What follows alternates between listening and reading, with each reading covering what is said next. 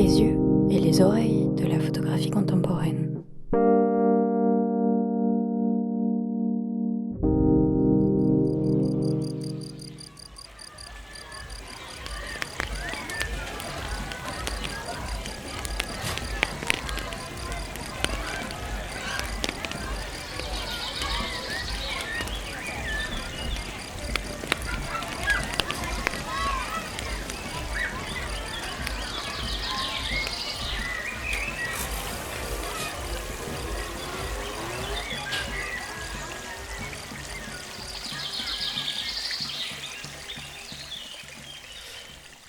Alors, bonjour, je m'appelle Jean Larive, je suis un photographe documentariste français.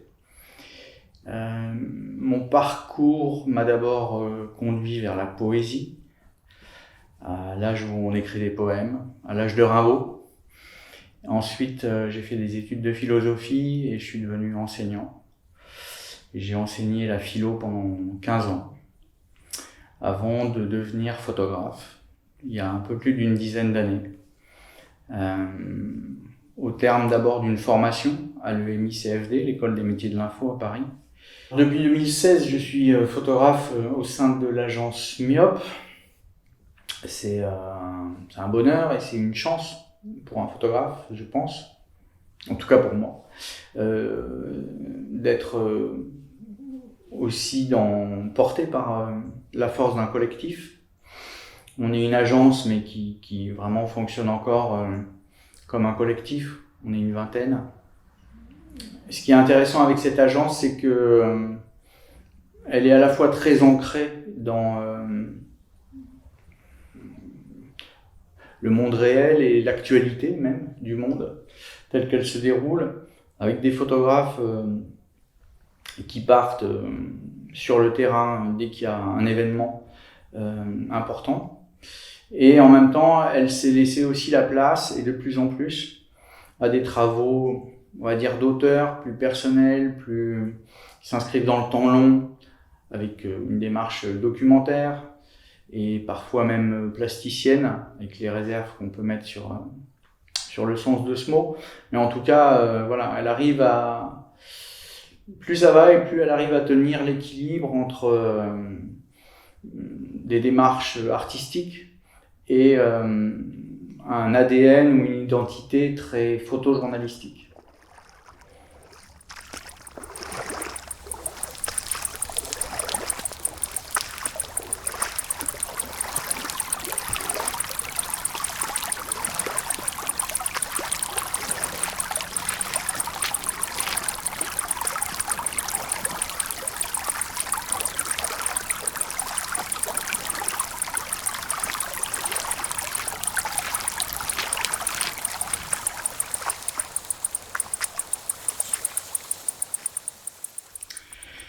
Une mission photographique, et par là on peut faire référence à la récente mission de la Bibliothèque nationale de France, dont j'ai eu le plaisir et l'honneur d'être lauréat. Pour moi, c'est hyper important. Dans l'histoire de la photographie française, c'est un peu une spécificité ou une invention de la France, que ces grandes missions nationales, je trouve que ce sont des moments, et on peut penser à la mission de la Datar dans les années 80-90, qui sont vraiment des moments clés de saisie ou de photographie, c'est évident, de la société ou du paysage français à un instant T.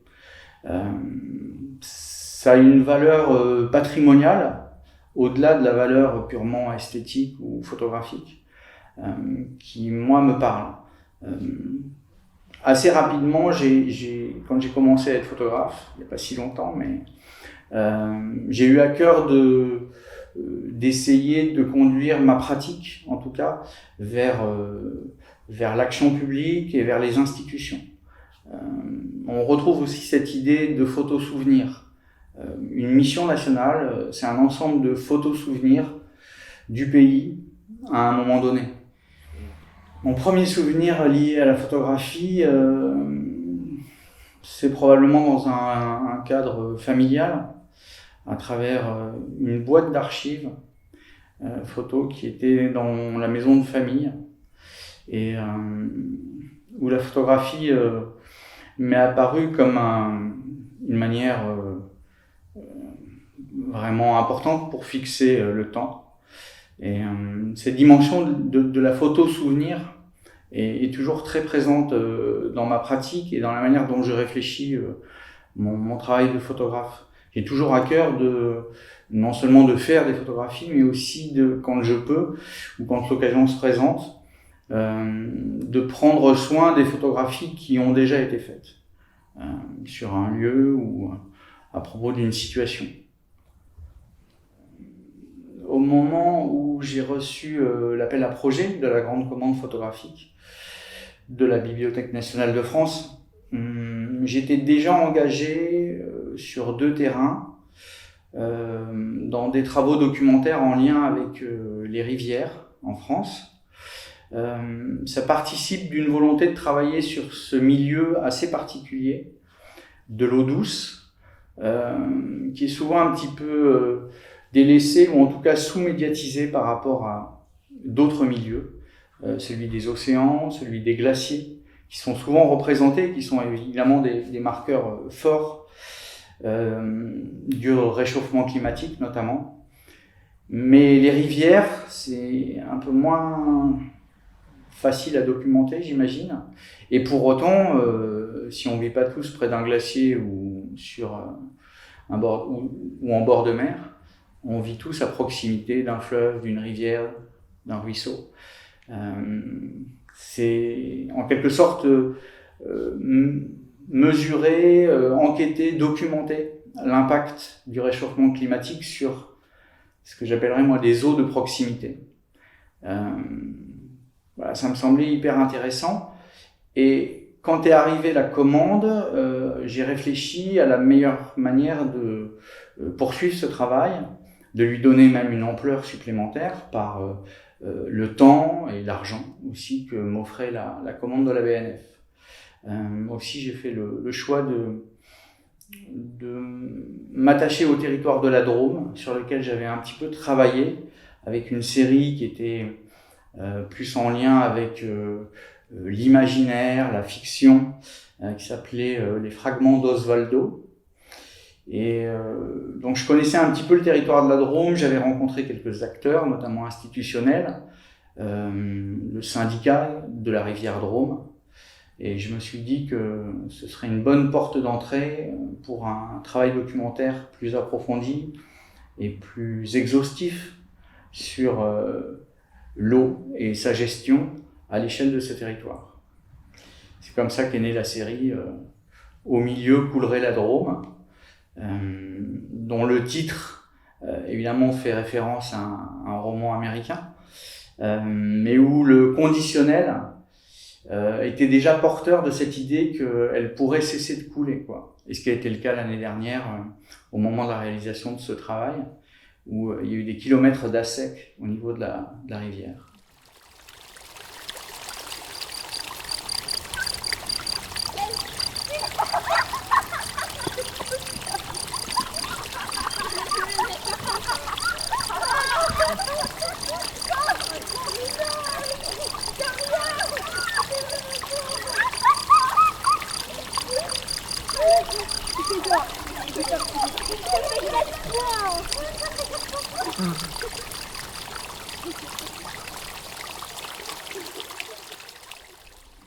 Alors, si je devais vous décrire une photographie de la série que j'ai réalisée pour la BNF, je pourrais vous décrire celle d'une photographie qui représente un paysan qui s'appelle Rémi Ray, qui est agriculteur bio dans le village de Saint-Roman. On est plutôt en Haute-Vallée de la Drôme. Rémi Ray a sur son exploitation un canal qui date du XVIIe siècle, qui est alimenté par l'eau de la rivière Besse. Et la photographie en question le représente à cheval sur le canal, j'ai envie de dire, les 2 chambres de chaque côté, La photographie est assez frontale, donc il y a le canal qui s'avance et lui qui l'enjambe, qui fait comme un pont au-dessus du canal. Il est en train de le nettoyer, donc il a une fourche à la main, dont les dents de la fourche plongent dans l'eau du canal. Ce qui m'intéresse dans cette photographie, alors c'est un environnement très forestier. On ne voit pas les champs qu'il cultive habituellement. On est dans une zone où le canal fait un cheminement dans une espèce de sous-bois. Et si j'ai retenu cette photographie, c'est parce qu'il y a deux éléments qui contrastent l'un avec l'autre. La position de Rémi, très ancrée, avec les deux jambes de chaque côté du canal. Donc il y a quelque chose de très solide, de très planté. Puisque je suis dans l'axe du canal, le reflet de Rémi dans l'eau, qui est en mouvement et qui donc dessine un reflet tout en ondulation et en flou. Donc c'est le flou qui pèse à la fois sur l'avenir de son exploitation, le flou qui pèse aussi sur l'eau dans le canal, en contraste avec son attitude à lui, qui a pourtant les deux pieds bien ancrés dans ce territoire.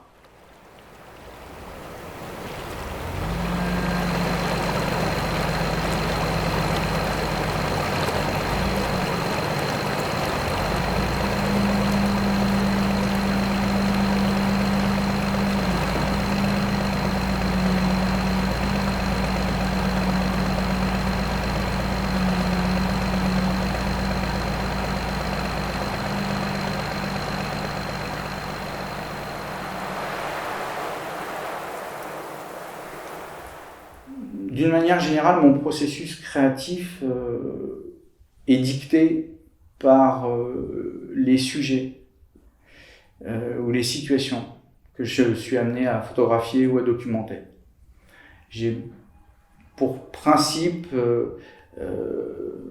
d'essayer de trouver une écriture qui s'adapte au sujet, plutôt que l'inverse. Donc je passe assez régulièrement de la photographie couleur à la photographie noir et blanc, d'une photographie numérique à une photographie argentique, vraiment en fonction des situations et de ce que je sens. Bon, il y a aussi des dimensions, on va dire, un peu plus liées au sens. Mais même cette question du sens, elle est souvent dictée par des projections, des préjugés, même aussi parfois que je peux avoir vis-à-vis de personnes ou de situations. Dans le cadre de la commande BNF, tout de suite j'ai vu que le travail serait en noir et blanc. C'était une évidence pour moi. Il fallait en quelque sorte que... c'est un territoire très beau, la Drôme, et il fallait que j'arrive quelque part à éliminer une espèce de couche un peu superficielle de joliesse. Il fallait que, voilà, pour mieux faire sentir le lien à l'eau, ce qui était vraiment ce qui m'intéressait, pour le rendre de manière plus évidente sur l'image, il fallait pas qu'on se perde trop dans la beauté des lieux ou des lumières. Alors, la beauté des lumières, tout est relatif parce que j'ai beaucoup travaillé aux heures dures de la journée, qu'on pourrait avoir tendance à éviter d'habitude. Mais ça me semblait important dans un contexte estival, dans un contexte de sécheresse, de faire aussi des photographies à ces moments-là, au prix parfois de quelques coups de chaleur, notamment dans les assecs de la rivière Drôme, où tout était très blanc et où je marchais au milieu des poissons morts. À 2h de l'après-midi, il faisait plus de 40, mais la réalité de cette sécheresse était là, dans ces moments-là. Voilà. Pour autant, le noir et blanc était aussi pour moi une manière de traduire l'inscription dans un temps long de ces phénomènes climatiques. Et après, d'un point de vue, on va dire, peut-être un peu plus esthétisant ou artistique, et personnel aussi, ça m'intéressait de retrouver quelque chose de la photographie humaniste, de la tradition française des années 60. Même si ces photos aussi empruntent, je pense, à la tradition américaine du documentaire, notamment dans les distances. Quand j'ai commencé à travailler dans la Drôme, de la même façon qu'il m'a semblé évident que le travail devait être fait en noir et blanc,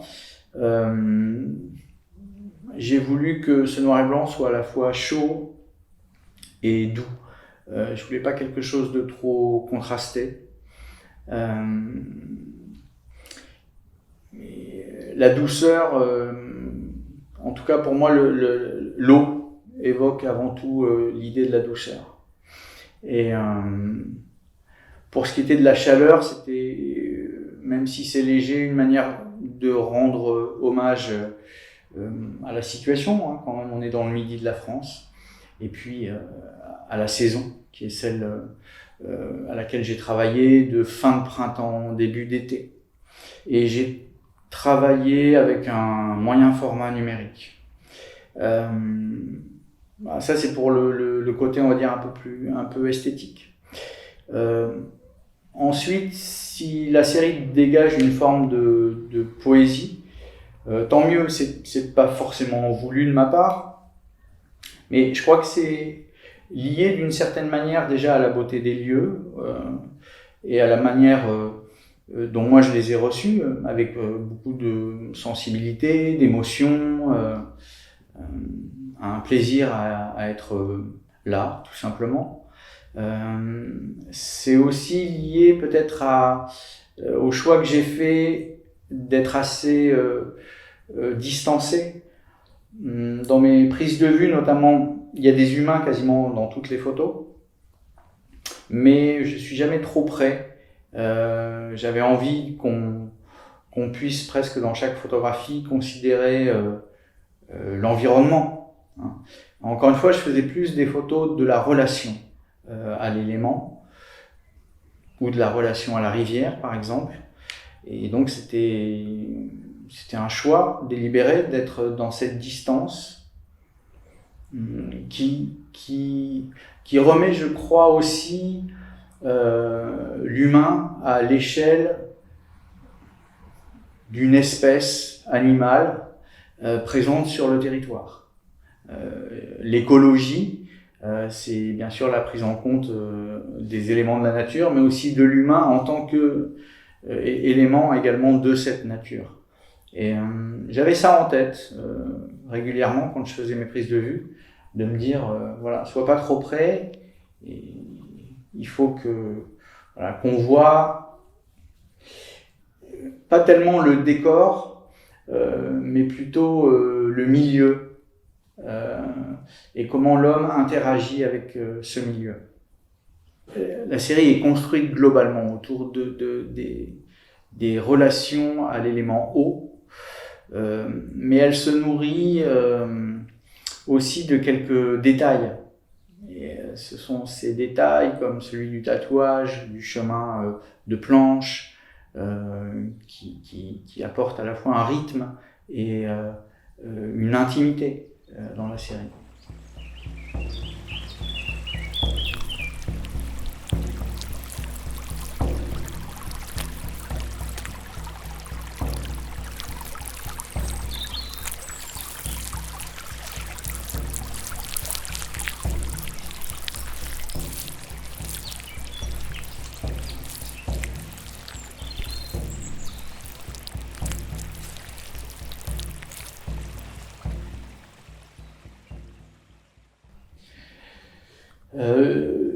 Dans dans la diversité des liens à l'eau qui sont les nôtres, c'est vrai qu'il y a quelque chose de particulier qui se joue, qui se noue avec les rivières.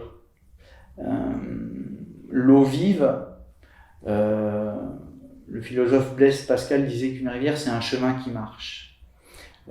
Cette dynamique, ce mouvement, ce renouvellement de l'eau, je pense sont en partie, Bachelard aussi en a très bien parlé, en lien avec le caractère pur qu'on attribue à l'eau vive, en tout cas, hein, par opposition souvent aux eaux stagnantes qui vont, elles, on va dire, vont se charger plus négativement.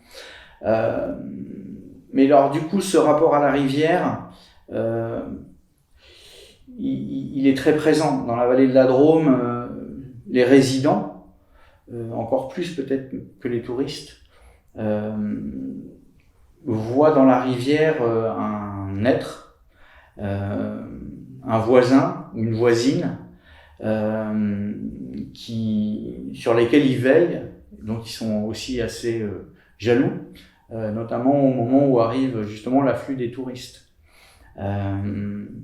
Les gens du coin connaissent les endroits un petit peu discrets et particulièrement agréables où aller se baigner, mais ils vont pas filer aux gens de passage forcément l'indication du lieu. Voilà, il y a tout ça. Mais au-delà de ça, c'est vrai que ce sont des espaces, les rivières, qui sont vraiment des espaces pourvoyeurs d'imaginaire. Il n'y a qu'à voir le plaisir des enfants à aller jouer au bord de la rivière, à manipuler aussi l'eau, la terre. Je pense que ça fait aussi référence à des choses très très anciennes qui sont ancrées dans une mémoire humaine où forcément pour survivre il fallait avoir accès à l'eau. Et avant qu'il y ait les réseaux de distribution qu'on connaît aujourd'hui, c'était forcément en allant là où elle se trouvait, donc à la rivière, qu'on pouvait avoir l'eau qui permettait de vivre. Donc je pense en tout cas moi dans mon travail documentaire, j'ai eu à cœur, au-delà de la traduction en images des phénomènes de sécheresse, presque, j'allais dire, et avant tout, j'ai eu à cœur de m'attacher à rendre compte des liens presque immémoriaux qu'on a encore avec l'eau. C'est pour ça que ça m'a aussi intéressé d'arriver à photographier des enfants en train de jouer au bord de l'eau, ou des gens en train de boire, ou des gens en train de se laver, ou d'arroser leur jardin. Des choses très évidentes, mais c'est pas, enfin, précisément parce qu'elles sont évidentes, elles sont importantes. Et c'est là finalement que se construit l'essentiel du lien puissant qui nous lie à cet élément. À la faveur de la commande pour la BNF dans la Drôme, ce travail d'enquête, je l'ai construit autour de personnes sur place qui étaient en lien avec l'eau. Donc j'ai commencé par dresser une liste de tous les corps de métier, de toutes les institutions, de toutes les entreprises qui avaient un lien plus ou moins direct avec l'eau. Et il y a eu un gros travail de phoning où je prenais rendez-vous. Et c'était ces rendez-vous avec les gens qui me donnaient accès à des situations toutes différentes, mais toutes en lien avec l'élément eau. Et ce qui m'a frappé, c'est la facilité avec laquelle finalement les gens s'exprimaient sur ce lien. J'ai presque eu l'impression que c'était comment dire, que certaines de mes demandes répondaient à un besoin, dans le sens où la plupart des gens rencontrés avaient quelque chose à dire ou voulaient s'exprimer sur leur amour parfois de la rivière, mais aussi leurs inquiétudes sur le manque d'eau ou la baisse de débit.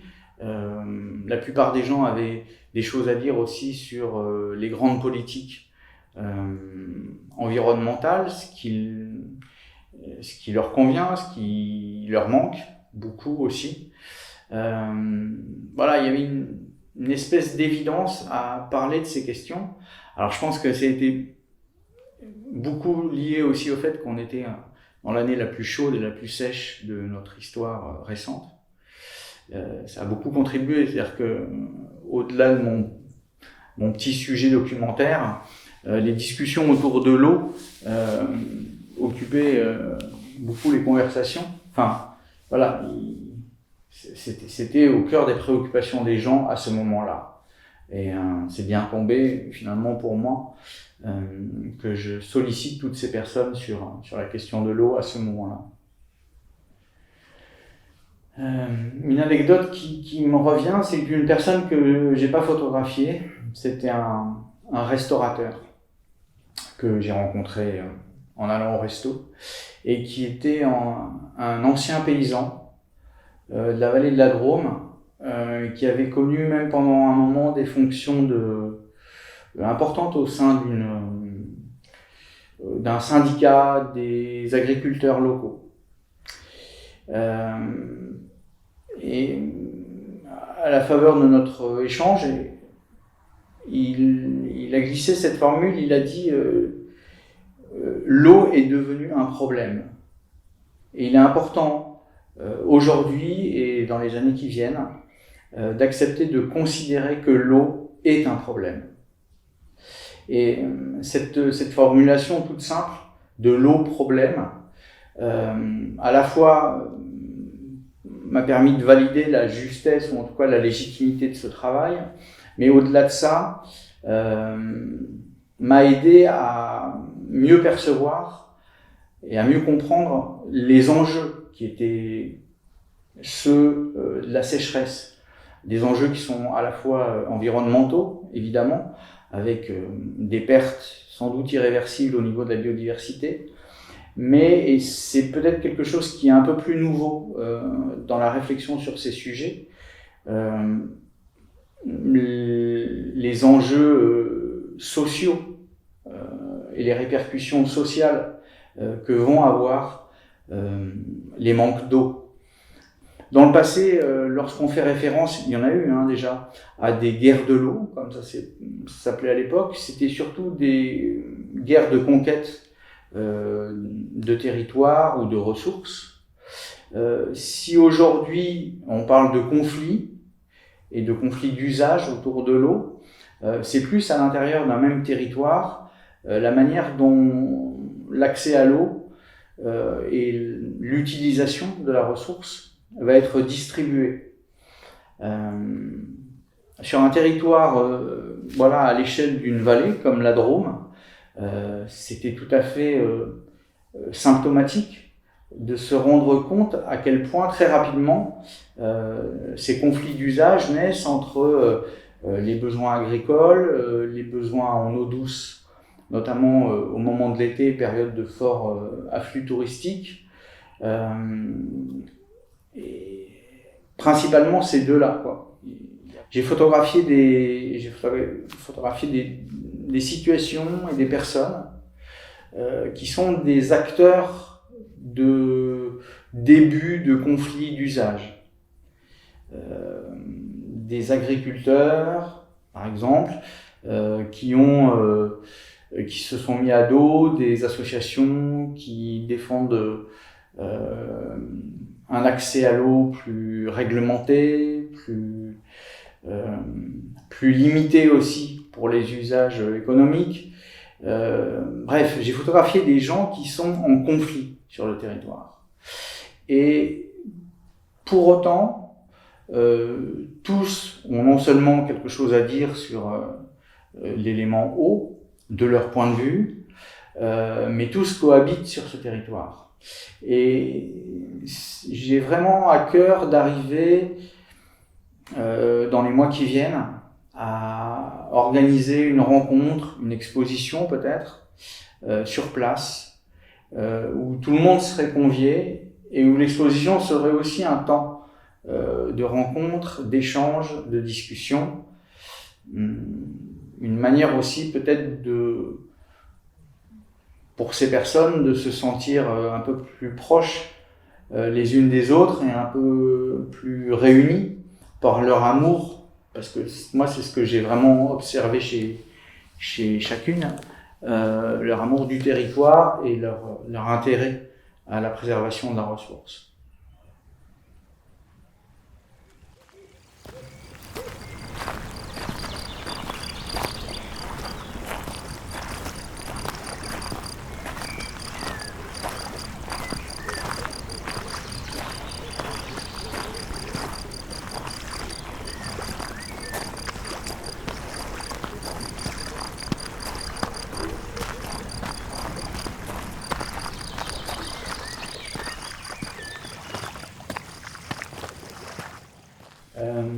Concernant la rivière Drôme, c'est une rivière assez atypique en un sens, puisqu'elle a longtemps été une des rivières les plus polluées de France. Dans les années 80, elle était même impropre à la baignade. Tout le long de son linéaire, qui fait une centaine de kilomètres, presque chaque commune, depuis des années, y avait organisé des décharges. Donc c'était vraiment une rivière dégueulasse, quoi. Et il y a eu une prise de conscience d'un certain nombre d'élus, notamment, à l'échelle de la vallée, qui ont conduit à la mise en place d'une des premières clés, commission locale de l'eau, et à l'application d'un schéma d'aménagement et de gestion des eaux, un SAGE. Ça a été une vallée et une rivière pilote à ce niveau-là. Aujourd'hui, il y en a un peu partout en France, mais la Drôme était la première et pionnière. Et donc, ça s'est traduit par une restitution à la rivière de son cours. Les quelques barrages qui étaient présents ont été retirés. Des travaux aussi au niveau des berges. La volonté de laisser petit à petit la rivière, là où c'était possible, reprendre un lit naturel qui est fait de méandres et qui donc rogne sur les terres latéralement. Et c'est un succès. C'est un succès puisque aujourd'hui, elle a même en quelque sorte été labellisée rivière sauvage ou dernière rivière sauvage de France. Elle a même eu un prix, je crois, à l'échelle européenne pour la qualité de ses eaux et pour le respect aussi de l'environnement de la rivière. Donc c'était intéressant d'avoir le background de cette histoire au moment où je la photographiais. Et voilà, je dois dire que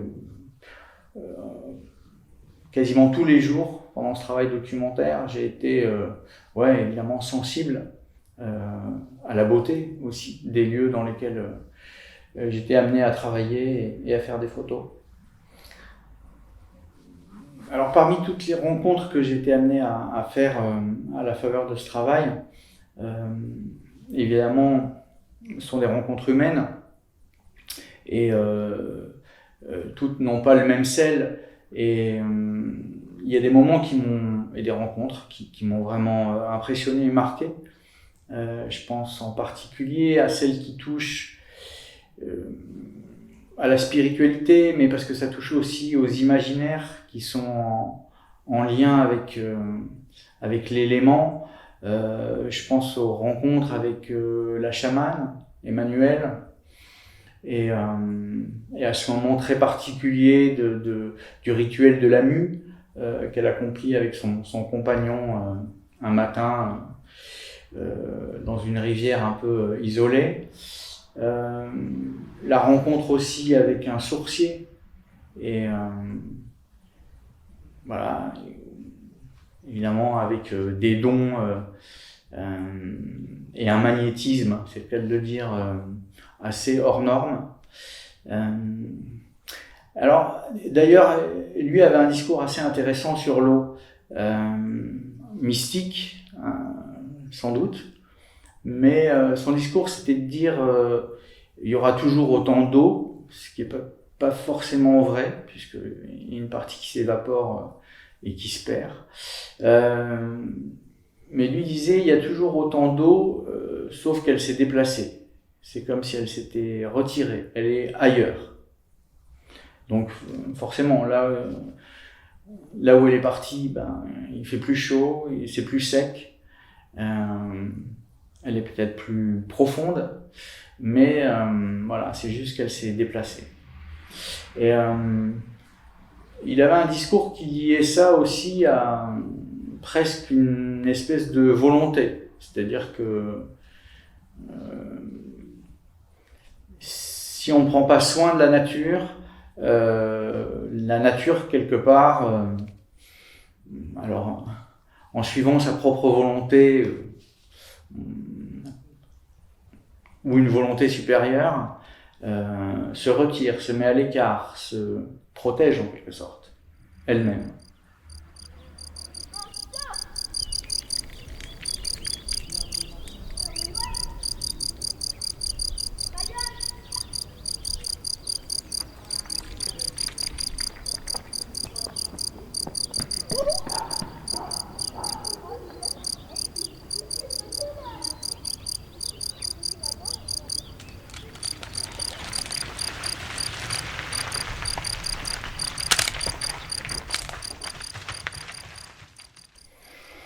Le déclencheur qui m'a amené à être photographe, c'est, je pense, un livre de photographie. Et un livre de photographie d'Alexander Rodchenko, découvert dans une bibliothèque municipale. Je faisais des recherches sur la révolution russe de 1917. Je devais avoir 17 ou 18 ans. Et voilà, je suis tombé sur ce livre de Rodchenko qui avait couvert à sa manière très particulière, très innovante et moderne, l'émergence des soviets, la prise de pouvoir des soviets et puis la mise en place du régime soviétique. Et j'ai été subjugué par ces photos qui étaient pleines de dynamisme, de force, aussi très graphique. Il y avait tout le travail de collage et à l'époque ça m'a vraiment impressionné. Peu de temps après, j'ai découvert le travail de Koudelka, aussi à travers des livres, et le travail de Man Ray. En plus, j'étais très fan de poésie surréaliste à l'époque. Et voilà, c'est comme ça que j'ai eu à la fois mes premières émotions esthétiques en photographie et l'envie de devenir photographe. La culture photographique, qui chez moi passe beaucoup par le livre, me fait trouver de l'intérêt dans de nombreux travaux photographiques et de nombreuses approches. Mais bon, je vais particulièrement apprécier la tradition humaniste française, pas tant pour les images en tant que telles, bien sûr il y en a que j'apprécie, que pour cette démarche voilà, proche des gens et dans l'observation. J'aime bien cette idée de photographier des gens, voilà, non pas des personnalités ou des célébrités, mais les gens ordinaires. Je trouve qu'il y a une noblesse et quelque chose d'attachant à photographier notre dimension ordinaire. Après, d'un point de vue plus esthétique, c'est vrai que j'aime peut-être plus la photographie américaine, notamment celle de la New Topographie. Mais bon, c'est tellement lié aussi chez eux à leur univers, à leur géographie, à leurs espaces qui sont grands, et à leur mythologie de la frontière et de l'horizon sans cesse repoussé. C'est assez éloigné de chez nous. Pour autant, ça fait des photos que je trouve toujours empreintes d'une forme d'épure. Et c'est ça qui m'intéresse, en tout cas en ce moment, dans ma recherche personnelle, si on peut dire ça comme ça. Aller de plus en plus à une forme d'épure formelle, où l'information essentielle est donnée, ok, mais où la photographie et le regard qu'on peut poser sur elle ouvrent des perspectives en termes d'imaginaire notamment. Je crois qu'une bonne photographie, c'est celle qui fait naître des images. Sur le passage entre mes années philo et mes années photo, il y a eu une forme d'évidence qui correspondait aussi à un moment de ma vie et à la prise de conscience que mon regard pouvait avoir une certaine valeur. On peut le dire comme ça. Ce qui me semblait vraiment être évident, c'est que la continuité était assurée à partir du moment où je passais d'une discipline qui pense l'homme à une discipline ou à une pratique qui l'observe et cherche à le comprendre. De ce point de vue-là, pour moi, il y avait une évidence. L'autre évidence aussi, c'est que sans forcément l'être d'une manière trop ostentatoire, j'allais travailler sur des sujets qui peuvent faire appel à une forme d'engagement, ou en tout cas vis-à-vis desquels il me semble important, sinon nécessaire, de lutter contre les préjugés. C'est aussi une définition de la philosophie, comme mode de pensée luttant contre les préjugés, mais je crois que la photographie peut aussi s'assigner cette finalité. Les sujets vers lesquels je vais et qui m'occupent sont ceux aussi qui me préoccupent. Dans le sens où, en gros, mon travail de photographe s'organise autour de deux pôles. Celui de la question migratoire et de la place que l'on fait à l'étranger dans notre société, et la question environnementale, qui est aussi une manière de réfléchir la société et l'humain dans sa relation à l'autre. Donc dans un cas à l'autre culturel, et pour ce qui est du volet environnemental, cet autre naturel que sont les autres espèces et la gestion aussi de la nature. L'évidence philo-photo tient au caractère de transmission de l'un et de l'autre. Oui, le photographe, évidemment, c'est celui qui va quelque part avec le temps de regarder, d'observer, de comprendre, et qui en ramène ce qu'il a observé, vu, compris. On n'est pas très loin du travail de transmission, même s'il peut être un peu plus livresque ou lié à des savoirs théoriques, qui est l'attitude d'un enseignant. Donc là, de ce point de vue-là, il y a aussi un effet de continuité entre les deux. Et cette dimension de transmission, moi, ce qui m'intéresse, c'est aussi de réfléchir à la manière dont elle s'opère. C'est-à-dire que si je dois y aller de ma petite citation, j'aime bien celle de Suzanne Mézelas qui dit que la difficulté, c'est pas de faire une photo, c'est de lui trouver sa place. Et c'est vraiment essentiel, cette nécessité de réfléchir au support ou à la manière dont les photographies sont rendues publiques. On parlait tout à l'heure du rôle des missions nationales. Là aussi, en s'adressant à tous, par leur valeur patrimoniale et leur valeur d'archives nationales, je trouve que ces photographies ont une ampleur et une finalité qui méritent d'être défendues. À l'égard de cette série sur la rivière Drôme, ou sur l'eau dans la vallée de la Drôme, pour être plus juste, le temps qui a été celui de la commande m'a permis d'avoir une approche assez complète des différents usages de l'eau dans la vallée. Pour autant, forcément, comme toujours, il y a quelques manques, il y a quelques rendez-vous ratés.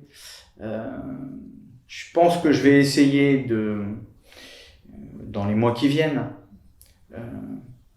de parachever ou de compléter ce travail, mais il est presque fini en termes de prise de vue. Moi, je considère quand même que c'est vraiment que la moitié du boulot de photographe, que le temps de la prise de vue.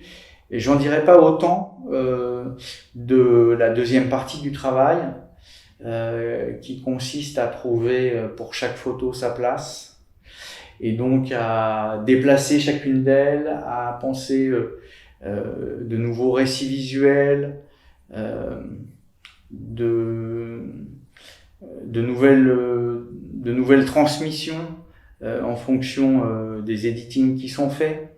Et ce travail, par rapport aux autres documentaires antérieurs que j'ai pu faire, pour le coup, j'ai du mal à l'achever et je me demande s'il s'achève un jour. Je reviens souvent sur mes séries, même longtemps après, et en fonction des situations, des demandes, des contextes, j'ai à cœur à chaque fois de produire un nouvel editing, trouver un nouveau support, une nouvelle narration. De ce point de vue-là, c'est jamais tout à fait fini.